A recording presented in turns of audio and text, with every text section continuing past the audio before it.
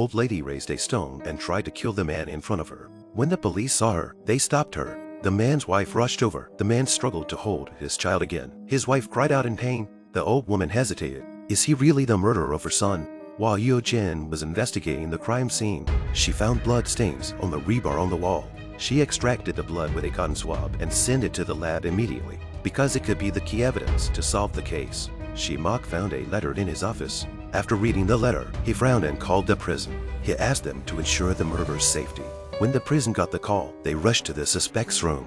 But it was too late. The suspect tried to prove his innocence. He committed suicide in his room. When Seung-woo arrived, the suspect was a cold corpse. Seung-woo confirmed that the suspect had committed suicide.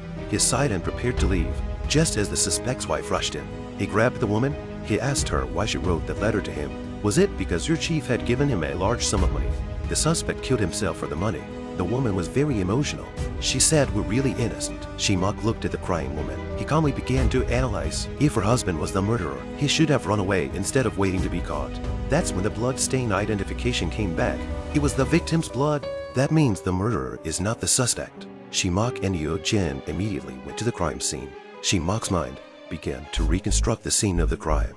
The victim came to the window to check. After he was caught on the car camera, the murderer went up and inflicted minor injuries, one in the vitals. Then he asked the man downstairs to come into the room so that he could see the victim who had already been killed. But that's not enough time. At least 40 seconds. The time it took to get upstairs was only 10 seconds. Then there's only one explanation. The person captured by the court V is not the victim, but the real killer. Seung-woo found the victim's mother.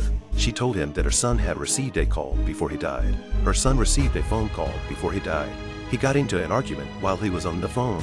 Then he went out for half an hour before returning. The next day he was killed. Seung-woo took a closer look at the video. He found that the victim drank a cup of coffee before going upstairs. The icon on it was in the shape of a button. It seems that if he can find the coffee shop, he'll find a clue to the real killer.